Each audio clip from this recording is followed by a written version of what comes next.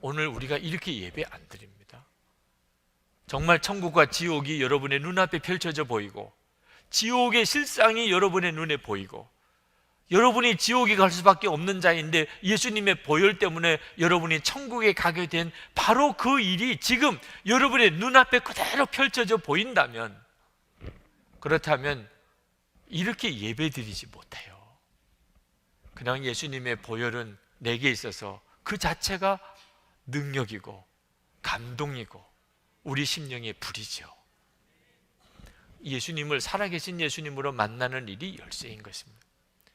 예수님은 우리를 위해서 흘리신 놀라우신 보혈의 능력으로 우리를 과거나 현재나 미래나 모든 죄에서 우리를 사하십니다. 예수님, 살아계신 예수님으로 바라보는 자는 언제나 그 마음이 심령에 정결케 되어지는 은혜를 누려요. 예수님의 피로 씻지 못할 죄가 어디 있어요? 예수님의 보혈로 해결 못할 죄가 어디 있어요? 주님이 오늘도 나를 위해서 피 흘리신 것을 바라보면 내가 지은 죄로 인한 애통함은 있지만 또 동시에 내 모든 죄가 다 사함받았다는 확신이 있습니다. 주님이 나 위에 피 흘려 죽으셨는데 무슨 죄가 더 이상 나를 사로잡을 수 있겠어요? 그 감동이 예수 믿는 성도들에게 항상 예배드릴 때마다 있게 되어 있습니다. 그러나 여러분, 그저 예수님을 지식으로만, 교리로만 받으면 이게 무슨 말인지 알 수가 없게 됩니다. 그래서 여러분들에게 24시간 예수님을 바라보게 해드리려는 거예요. 예수님의 보혈의 능력이 우리 가운데 행하려고 하시는 것은 살아계신 하나님을 섬기게 하려고 함이기 때문입니다. 하나님은 원하세요. 우리와 살아있는 교제를 나누기를. 우리가 이렇게 예수님을 바라보게 되면, 그러면 우리의 지은 죄도 깨끗이 씻음을 받는 확신을 주시지만 동시에 우리가 죽은 행실을 따라 살지 못하게 만들어 놓으십니다. 전에는 내가 죄의 종노릇하고 살았지만 이제는 더 이상 내가 죽은 행실을 따라 못 살아요. 28절에 보면 예수님께서 다시 오실 것이라고 약속을 하십니다. 그런데 예수님이 다시 오실 때는 죄인이었던 사람의 몸으로 오시지 않고 이제는 죄와 상관없이 임하실 것이라고 그렇게 말씀하셨어요. 28절을 보실까요? 이와 같이 그리스도께서도 많은 사람의 죄를 짊어지시려고 단 한 번 자기 몸을 제물로 바치셨고 두 번째로는 죄와는 상관없이 자기를 기다리고 있는 사람들에게 나타나셔서 구원하실 것입니다. 이 말씀의 정확한 해석은 예수님이 죄와는 상관없이 이제는 오실 것이라는 거예요. 십자가는 지셨으니까 예수님이 재림이 오실 때는 거룩한 그대로 오시는 거죠. 그러나 이 말씀을 읽을 때 죄와는 상관없이 자기를 기다리고 있는 사람들에게 나타나셔서 이렇게 읽어도 저는 큰 문제 없다고 생각해요. 여러분, 예수님의 재림을 기다리는 성도들은 어떤 성도들입니까? 죄의 모든 죄가 다 사함을 받았고 동시에 거룩한 삶을 살면서 주님을 기다리는 성도들입니다. 그래서 14절에 하반절에 이렇게 말씀하신 거예요. 우리로 하여금 죽은 행실에서 떠나서 살아계신 하나님을 섬기게 하지 않겠습니까? 예수를 믿는 것은 죽은 행실에서 떠나게 되는 겁니다. 이제는 완전히 변화된 거룩한 삶을 살게 되는 거예요. 아주 단정적으로 말하면 예수를 믿으면 죄 짓지 않고 살게 된다는 겁니다. 믿어지지가 않는 이야기예요. 우리가 예수를 다 믿지만 어떻게 죄 안 짓고 사나? 여러분, 예수를 믿으면 죄 안 짓고 살게 된다. 예수를 믿어도 죄 짓고 살 수밖에 없다. 이 두 가지 다 믿음입니다. 믿음이에요. 여러분이 어떤 믿음을 취할지는 여러분이 선택하는 겁니다. 그런데 우리가 믿으려면 하나님의 말씀에 근거해서 믿어야 되잖아요. 그럼 하나님은 어떻게 말씀하셨냐는 겁니다. 요한일서 3장 9절 말씀을 한번 보겠습니다. 하나님께로부터 난 자마다 죄를 짓지 아니하나니 이는 하나님의 씨가 그의 속에 거하시며 그도 범죄하지 못하는 것은 하나님께로부터 났음이라. 성경은 분명히 말해주고 있어요. 하나님께로 난 자마다 죄를 짓지 않는다는 겁니다.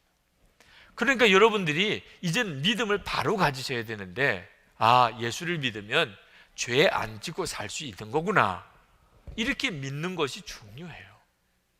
예수 믿는데 예수 믿는다고 해도 어떻게 죄 안 짓고 살 수 있어, 이렇게 믿으니까 여러분에게 죄가 다가올 때 여러분이 그만 무너지는 거예요. 죄 안 짓고 살 수 없다고 생각하니까 그냥 죄에 무너지는 거예요. 도무지 싸워보려고 생각도 안 하고. 오해하지 말 것은, 예수를 믿으면 죄성도 다 사라져버리나 욕심도, 미움도, 질투도, 음란도, 거짓도, 혈기도 예수 믿으면 다 사라져버린다는 뜻인가? 아닙니다. 여전히 있어요. 우리가 육신을 가지고 있는 다음에는 죄성은 없어지지 않습니다. 아무리 경건한 그리스도인도 그 속에는 무서운 죄성이 있습니다. 그래서 사도 바울도 탄식을 했습니다. 로마서 7장 24절에 오라 나는 공고한 사람이로다. 이 사망의 몸에서 누가 나를 건져내랴.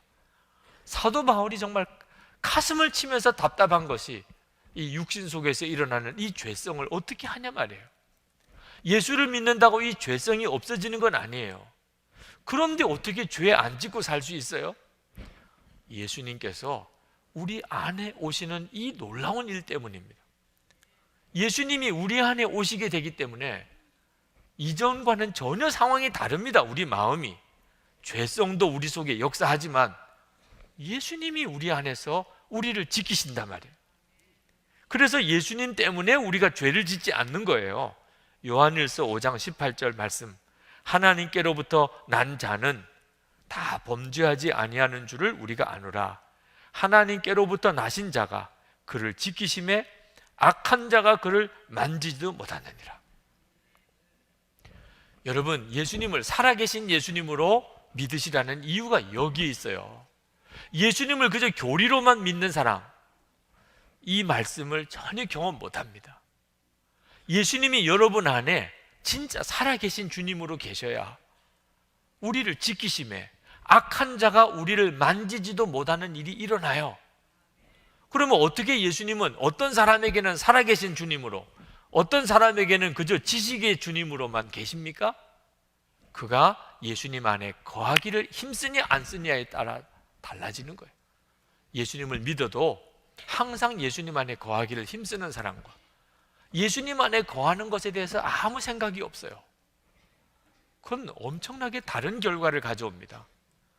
요한일서 3장 6절에 그 안에 거하는 자마다 범죄하지 아니하나니, 범죄하는 자마다 그를 보지도 못하였고 그를 알지도 못하였느니라. 예수를 믿으면서도 죄 짓는 사람은 실제로는 예수님을 모르는 사람이에요. 그를 보지도 못했고 그를 알지도 못했다. 근데 예수님 안에 거하는 사람은 범죄하지 않게 돼요. 예수님께서 우리를 마귀의 유혹에서, 죄의 역사에서 우리를 지켜주시니까.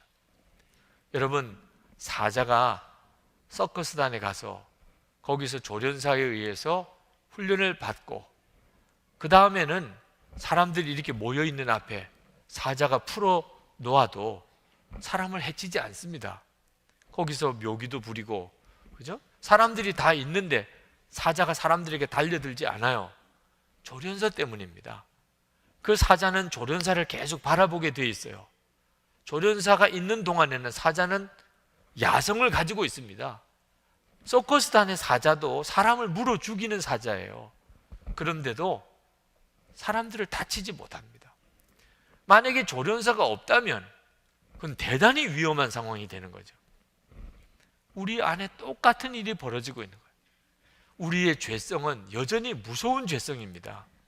그런데 예수님께서 우리 안에 살아계신 주님이세요. 내 생명이고 내 주님이세요.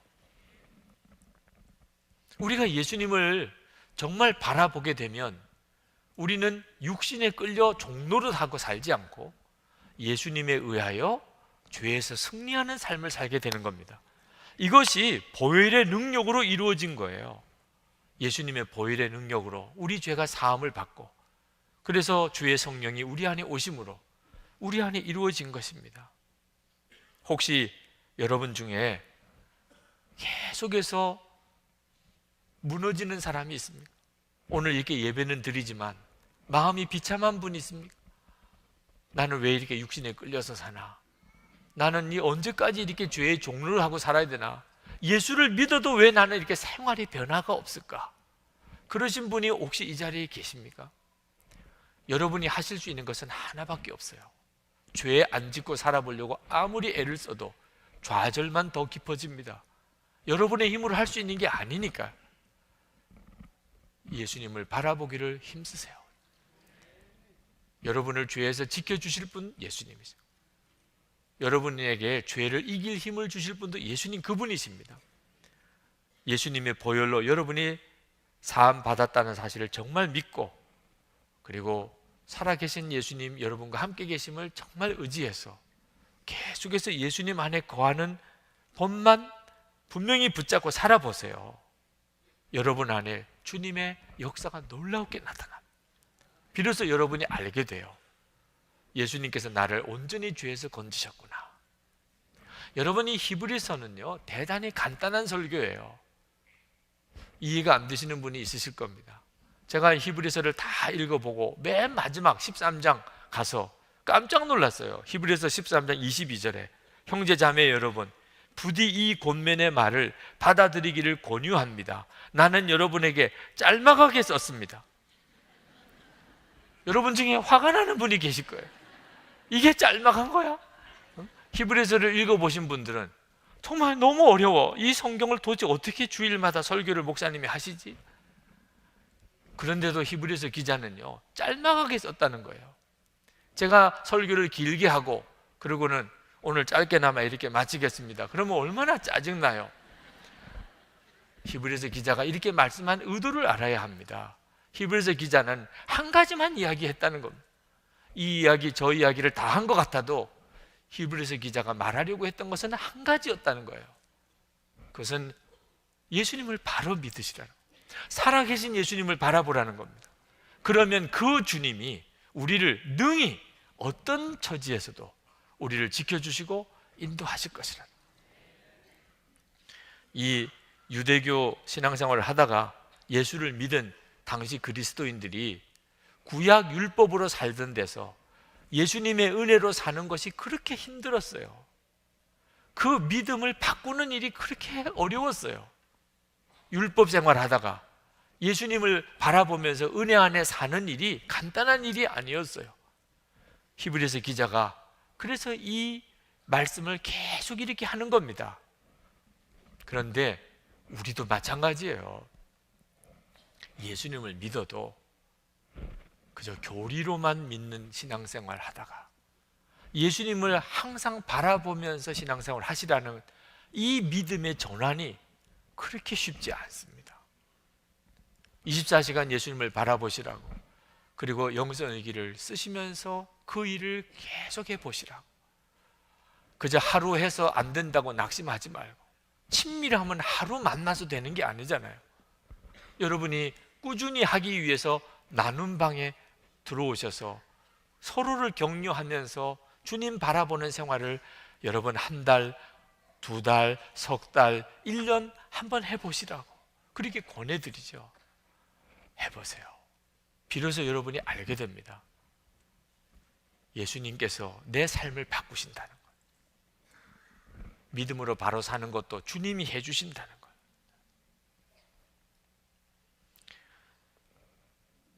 우리의 믿음이, 영적인 어떤 생활이 바꿔지기가 결코 간단한 일은 아니지만 여러분이 전심으로 주님의 은혜를 정말 바라고 사모하면 안 바뀌어질 사람이 없어요. 주님이 해주시니까. 여러분의 마음이 열리기가 열쇠입니다. 오늘 이 시간 예수님의 보혈, 그 능력은 황홀할 정도입니다. 살아계신 하나님을 섬기게 만들어줍니다. 하나님은 정말 살아계시구나 믿어지게 되고, 그 하나님을 바라보게 되고 그 하나님과 교제하게 된다는 거예요. 우리 한국교회 성도들은, 우리의 믿음의 선배들은요, 정말 어려운 세월을 살았습니다. 일제시대를 거쳤죠. 6.25 전쟁을 거쳤죠. 우리가 지금 겪는 어려움은 어려움도 아니에요. 그 수많은 어려운 고비들을 찬송 하나 부르고 이겨나갔어요. 내 주의 보혈은.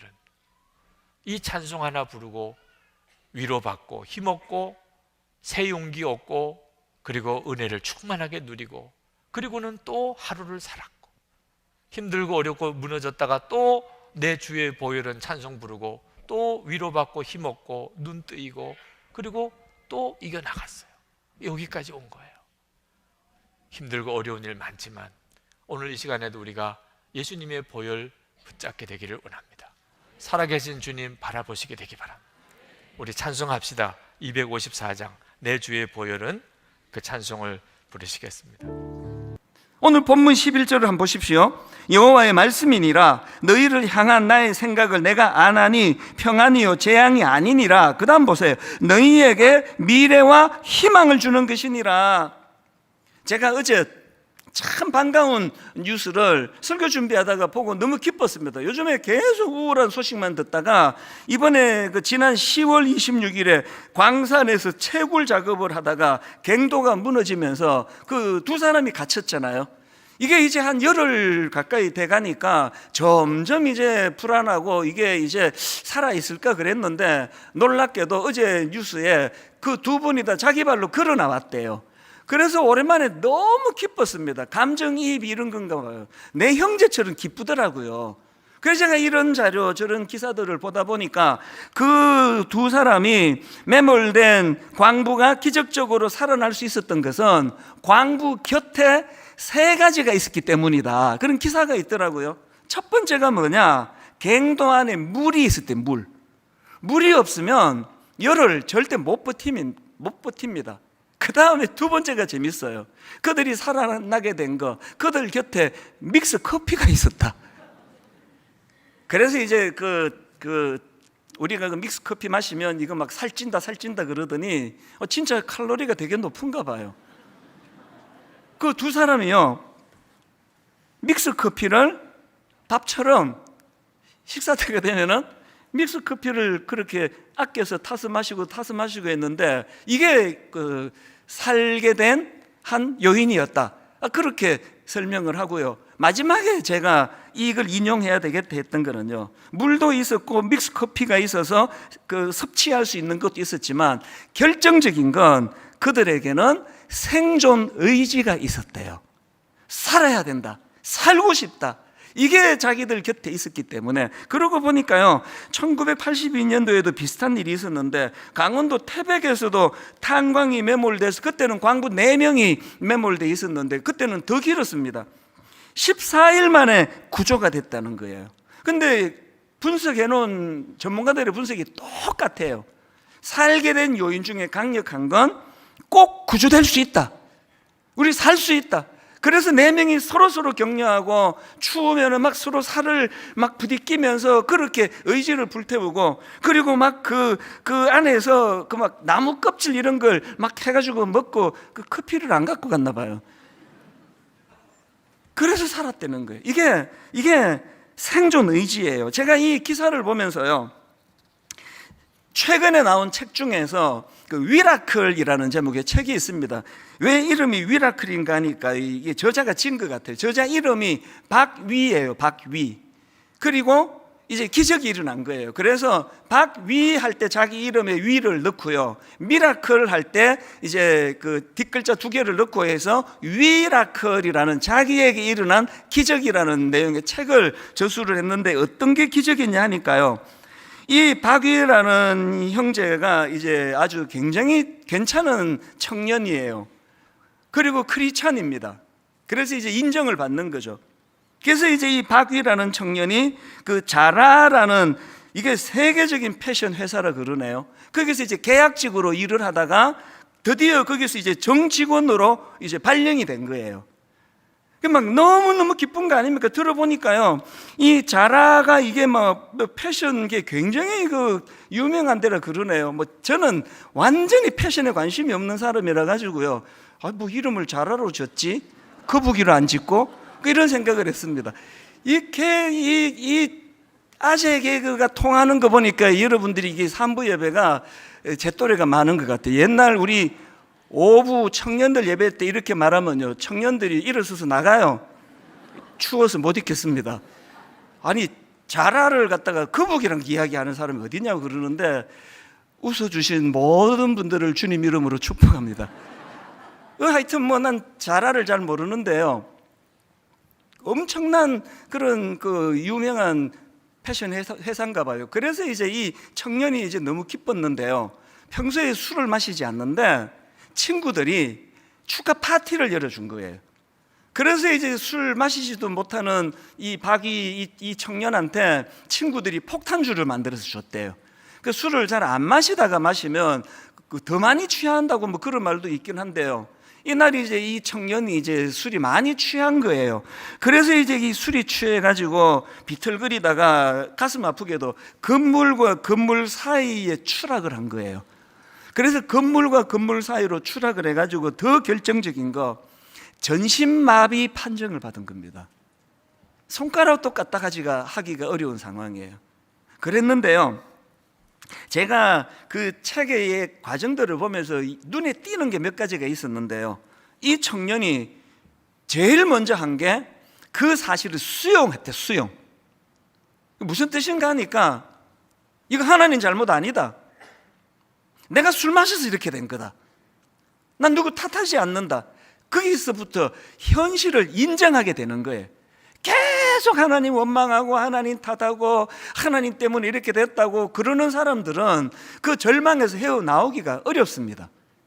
그 다음에 두 번째로 제가 주목했던 게 뭐냐면은 살기를 선택했대요. 살기를. 이게요, 나 그냥 자살 안 할래, 이게 아니고요, 그 상황에서 자기가 어떻게 해야 값어치 있게 살 수 있는가, 그래서 살기로 결정한 이 청년의, 그래서 그 유라클이라는 책 서문에 보면은 사고 당일을 묘사한 글이 이렇습니다. 자기는 더 내려갈 곳이 없기에 편했다. 이제 올라가기만 하면 되니까. 그래서 나는 살기를 택했다. 그렇게 하고는 정말 눈물 나는 그런 훈련을 그가 하나님 앞에 드리는데요, 얼마나 하나님을 의지했겠냐. 믿음의 청년이니까. 그 유튜브에 들어가서 한번 내용들 한번 좀 들어보세요. 그러니까 오늘 말씀으로 빗대가지고 제가 설명을 드리자면, 너희를 향한 나의 생각을 내가 아나니 평안이요 재앙이 아니니라, 너희에게 미래와 희망을 주는 것이니라. 하나님, 이 절망적인 상황 가운데서도 하나님 이 한계 상황을 가지고 하나님께 나가기 원합니다. 하나님 미래의 희망을 주시기 원합니다. 그리고 그 다음 12절 말씀에 빗대 말씀드리면, 하나님 말씀하지 않았습니까? 너희가 내게 부르짖으며 내게 와서 기도하면 내가 너희의 기도를 들을 것이라 말씀하지 않았습니까? 하나님, 나는 살기로 했습니다. 절망하지 않을 겁니다. 일어나기를 원합니다. 그 청년이요, 그 재활병원 기도실에서 이런 기도를 해요. 사람들에게 희망을 주는 사람이 되게 해주세요. 그렇게 절박하게 몸부림을 쳤더니 두 가지 기적이 일어났습니다. 몸이 살아나는 거예요. 손가락 하나 까딱할 수 없던 그런 상황의 의사의 진단이었는데, 피나는 훈련을 통해서 회복이 일어나는데요, 이제 요즘에는 다 전동 휠체어를 해가지고 편하게 가지만, 침대에서 휠체어까지 타는 건 자기가 해야 될 거 아니냐고요. 맨날 이건 누구에게 내가 도움받아서 되겠나. 그렇게 훈련했는데 기적이 일어난 거예요. 침대에서 전동 휠체어에서 침대로 가는 일이 가능해졌어요. 더 놀라운 건요, 이제 차 운전을 해요. 그런데 차로 갈 때 이 전동 휠체어를 자동차에다가 분해해서 실어야 되는데, 이 전동 휠체어를 분해할 수 있는 힘까지 생긴 거예요. 이게 기적 아닙니까? 또 한 가지 기적이 더 있는데요, 너무나 아름다운 사명의 열매가 맺어지기 시작하는 거예요. 어떤 자매가요, 이제 이 자매도, 젊은 자매도 교통사고를 당했나 봐요. 그래서 이 자매도 걷지 못한다, 그런 진단을 받고 너무 상처를 받아가지고 자살 충동을 느끼고 우울증이 오고 그렇게 절망했던 이 자매가요, 그 위라클 영상을 보고서 생각이 바뀌어진 거예요. 그래서 재활에 박차를 가하게 됐는데, 그 자매가 놀라운 말을 했습니다. 이렇게 얘기했어요. 내 인생은 둘로 나뉘어집니다. 박위 형제를 만나기 이전과 이 형제를 만난 이후로 내 인생은 나눌 수 있습니다. 여러분, 우리가요, 태어나서 죽을 때까지 나로 인해 이 정도 영향을 받은 사람이 한 명만 있다면 우리 인생 실패하지 않았습니다. 박위 형제는 지금 수많은 사람들이 이런 용기를 얻고 회복을 얻고, 아버지가 예수 안 믿었는데요, 이렇게 말씀하시더래요. 사고 난 이후로. 네가 믿는 하나님이라면 나 한번 믿어볼게. 여러분, 우리 예수 믿는다는 의미는요, 로마서 7장에 사도 바울이 이런 탄식을 합니다. 세 번역으로. 나는 비참한 사람입니다. 누가 이 죽음의 몸에서 나를 건져주겠습니까? 그 위대했던 사도 바울도 한계 상황에 갇힌 거예요. 아무도 이런 자기의 이 죄책감의 문제, 이런 문제를 해결할 수가 없다고 절규했던 게 24절인데, 바로 그 다음 25절, 그의 한계 상황의 고뇌가 오래가지 않았습니다. 이렇게 고백합니다. 우리 주 예수 그리스도를 통하여 나를 건져주신 하나님께 감사를 드립니다. 사도 바울이 한계 상황의 절망을 극복하는데 한 구절도 안 걸렸습니다. 이게 십자가예요. 이게 예수 그리스도예요. 기왕에 여러분 예수 믿으시는데, 주님의 십자가가 우리의 한계 상황을 깨트려 주시는 하나님의 능력인 줄로 믿으시기를 바랍니다. 오늘 저는 오랜만에 이 찬양을 부르기 원합니다. 힘들고 지쳐 낭망하고 넘어져 한계 상황이 왔어요. 일어날 힘 전혀 없을 때에 조용히 다가와 손잡아 주시며 나에게 말씀하시네. 한계 상황으로 고통합니다. 나에게 실망하며 내 자신 연약해 고통 속에 눈물 흘릴 때에, 그 다음 가사가 이렇습니다. 그때 십자가가 필요한 거예요. 못자국난 주님의 그 손길, 못자국난 주님의 그 손길, 내 눈에 눈물을 닦아주시며 나에게 말씀하시네. 십자가가 한계 상황에 직면해 있는 우리를 구원해 주시는 하나님의 능력의 도구인 줄 믿으시기 바랍니다. 믿는 정도가 아니라 날마다 그것을 누리고 체험하면서 살아가시기를 바랍니다. 그래서 나의 한계 상황이 절대자 하나님을 의지하는 놀라운 축복의 도구가 되었다. 박위 형제, 오늘 우리 청년주일 행사 일환으로 오후 5시에 우리 교회로 와요. 우리 청년들에게 와서 이 청년 만나게 해주고 싶어가지고, 그래서 이 청년 여러분 오후 5시에 생중계합니다. 자녀들과 함께 이 시간에 이 청년의 그 한계 상황을 극복하게 하신 하나님을 한번 만나보시기를 바랍니다. 저는 어떻게 살았냐면, 군교회 목회를 하면서 헌금이 들어오는 것만큼 일을 했어요. 병사들을 위문하는 것 말고 제가 하는 일 없었어요. 제 기준은 있는 것만큼 일하는 거였어요. 근데 은혜를 받고 나니 크게 하나님께서 저에게 잘못됐다고 보여주셨어요. 그때부터는 제가 있는 것만큼 일하는 것이 아니라 일하는데 필요한 것만큼 제 것을 내놓기 시작했어요. 그리고 저는 그 젊은 시절, 어린 시절에 참 놀라운 많은 하나님의 은혜를 경험했어요. 그게 지금 제가 목회를 하면서 살아가는데 저의 경제관념, 제가 돈을 사용하는 데 있어서 굉장히 중요한 지침이 되었던 부분이죠. 제가 군목을 마치고 임해천에 있는 동신상가에서 건물에서 개척교회를 시작했죠. 이게 만나교회 전신이죠. 처음에는 가정집에서 이렇게 시작했는데, 그 당시에 만나교회 송파에 있던 교회 담임하시던 저희 아버님이 저에게 교인들이 분당에도 이사간 사람이 있으니 이 가정에서 개척을 네가 먼저 해봐라. 저는 미국 유학 갈 생각을 했으니까 비자 나올 때까지만. 그리고 저에게 이렇게 얘기하셨어요. 쉽지 않을 텐데 그냥 교인들 헌금 중에 그냥 월세 정도 나올 정도만 하면 좋겠다.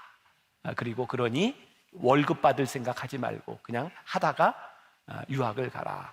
근데 제가 그때 애 둘 데리고 저희 아버님 집에 얹혀 살았거든요.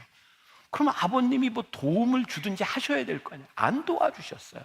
그러니까 저는 제가 학교 강의도 하고 일도 해야 되고 이제 목회도 해야 되고, 그런데 제가 놀랄 얘기를 하면 여러분들이 놀라셔야 될까요? 안 놀라셔도 될까요? 제가 10시 예배 때 아무 반응이 없어서 제가 상처를 받아서 그래요. 자, 제가 이제 29살에 동신상가에서 목회를 하는데, 뭐 이 중에 우리 교인들이 몇 분들 거기 계시죠. 한 6개월 만에 출석 교인이 한 200명이 넘는, 뭐 그런 교회가 됐어요. 근데 이제 잘 들으셔야 돼, 이제부터 이제. 근데 문제는 제가 월급을 안 받고 목회를 하기로 했는데 교인들이 이렇게 늘어나니까 그 안에 중직자들 중에 몇 분이 저를 찾아와서 이렇게 얘기하는 거예요. 목사님, 월급을 안 받고 목회를 하면 우리가 불편하니까 목사님 월급을 좀 받았으면 좋겠습니다. 참 재밌는 게요, 돈이 없을 때는 돈은 우리들에게 전혀 유혹이 되지 않습니다. 돈이 생기면 돈으로 인하여 마음이 흔들려지는 거예요. 제가 그 이야기를 듣고 저희 아버님에게 가서, 아버지, 교인들이 불편하다고 저에게 월급을 받으라고 하는데 어떡할까요? 요 마음은 받고 싶다, 이런 얘기죠. 저도 아버지하고 얹혀 사는데. 근데 우리 아버지가 이렇게 얘기하셨어요. 약속한 대로 해. 목사는 돈 때문에 아쉬운 소리 하는 거 아니야. 그래서 안 받겠다 그랬어요. 그 생활이 쉽지 않았어요. 뭐 몇 달 되지 않았지만. 그리고 제가 마지막 이제 교회 인사를 하고 유학을 떠나기 전 마지막 송별 예배를 드리는 날, 교인들이 저도 모르게 자기들끼리 생각할 때 이 정도 제가 월급을 받았으면 됐겠다 하는 돈의 액수를 달러로 바꿔서 저에게 이렇게 주면서 유학비로 쓰세요 라고 했어요. 그때 제가 했던 경험이 있어요. 하나님께서는 나에게 목회자로서의 자존심을 지키게 하셨고, 그 시간을 통하여 교인들의 사랑을 깨닫게 하신 것, 이게 내 목회의 큰 경험이었고 간증이에요. 돈에 의해서 움직이는 것이 아니라 돈을 사용할 수 있을 때 우리는 하나님 앞에서 성숙함을 가지게 되죠. 돈의 유혹에 흔들리지 않는 성숙함, 이것은 우리 교인들이 꼭 가져야 될 부분입니다. 돈에 의해서 움직이는 교회나 돈에 의해서 좌우되는 신앙이 아니라 하나님 앞에서 우리들이 흔들릴 수 없는 그 신앙의 가치는 무엇인가? 자, 제가 지금 이야기하는 건 여러분들 모두에게나 다른 교회 목회자들에게 이렇게 해당돼서도 안 되고 그렇게 여기서는 안 된다고 생각하는 거예요. 하나님께서 저에게 주셨던 그 재정에 대한, 돈에 대한 그런 관념이었어요. 내가 어떻게 이 돈에 있어서 자존심을 지키고 살아가는가. 저희 아버님이 갑자기 돌아가셨어요. 그리고 장례를 치르면서 그냥 정신없이 치르면서 교인들이 이제 부의금을 많이 냈던 것 같아요. 이곳저곳에서. 장례가 끝나고 난 다음에 우리 사남매가 모여서 이 모여진 돈을 어떻게 쓰는 것이 하나님이 기뻐하시고 돌아가신 우리 아버님에게 제일 좋을까? 그래서 그걸 그대로 교회에 장학금으로 내놓게 됐어요. 그때 우리 사남매가 너무 기뻤어요. 저희 어머님 돌아가신 지가 벌써 꽤 되네요. 어머님 돌아가시고 이제 제가 이제 담임 목사가 어느 정도 된 다음이니까, 그때 제 생각에 어머님 돌아가셨는데 그 어머님으로 인하여 제가 교인들에게 부담을 주거나 혹시라도 이렇게 돈 이렇게 받는 게 제 마음에 허락이 잘 되지 않았어요. 그래서 우리 부의금 받지 않습니다. 그리고 어머님 장례를 지나갔어요. 우리 아들과 딸 결혼을 시킬 때 물론 기쁘게 축하를 해줄 수 있는 분도 있지만, 그렇지 않은 상황 가운데서 담임 목사 아들과 딸이 결혼하는데 이렇게 축의금을 내고 하는 거, 이거 저에게 별로 바람직한 일이 아니겠다. 그래서 이거 안 받았으면 좋겠다. 근데 사실 제가 이렇게 모아놓은 돈도 없고 하니까 제가 장로님들한테 제가 안 받고 싶은데 결혼 잔치는 해야 되겠고 장로님들이 잔치를 좀 해주면 제가 안 받았으면 좋겠습니다. 저도 좀 이상한 목사죠. 그래서 장로님들이 잔치를 해주셔서 모아서, 그리고 저는 안 받았어요. 그 과정에서 어떤 목사님이 저에게 이런 얘기를 했어요. 목사님, 이제 그분 표현 그대로 합니다.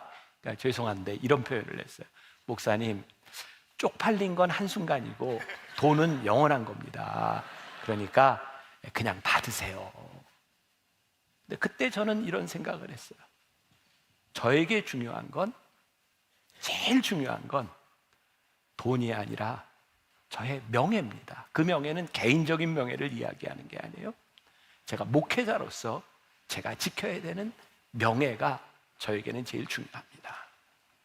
자, 제가 모든 부분에서 여러분들에게 만족할 만한 그런 기준을 가지고 살아가느냐? 그렇지 않아요. 그렇지 않은 부분들도 많이 있을 거예요.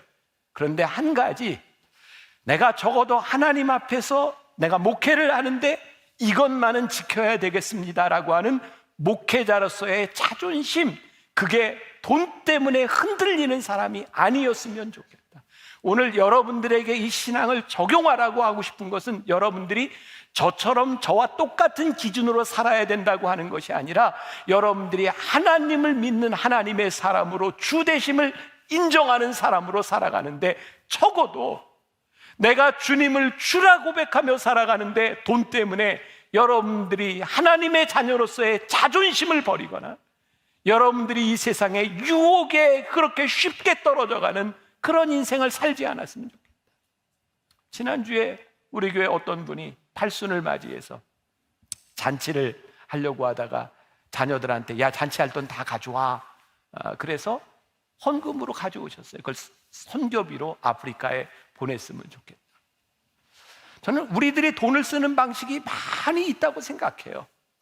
여러분들의 가치가 어디에 있느냐에 대한 부분이겠죠. 그러나 한 가지 분명한 것이 있다. 주 되심을 인정하는 믿음의 사람들이 살아가는 삶의 방식, 그 돈 문제에 있어서 여러분들이 성숙했으면 좋겠다.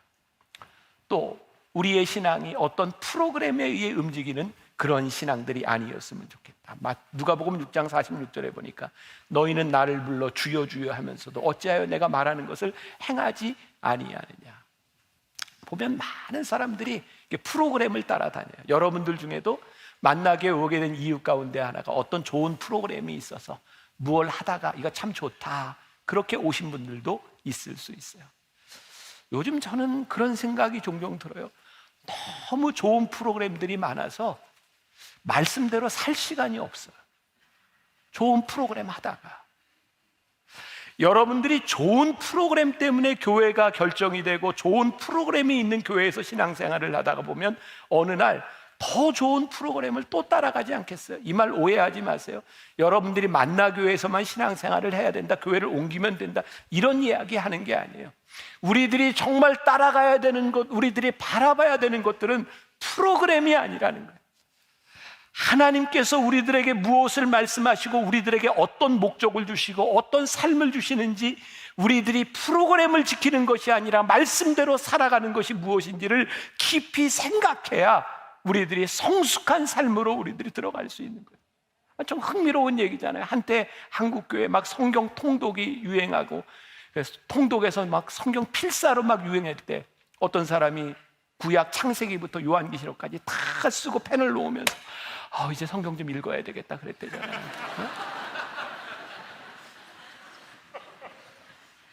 그게 프로그램에 중독된 신앙인들, 유치한 신앙인들의 모습.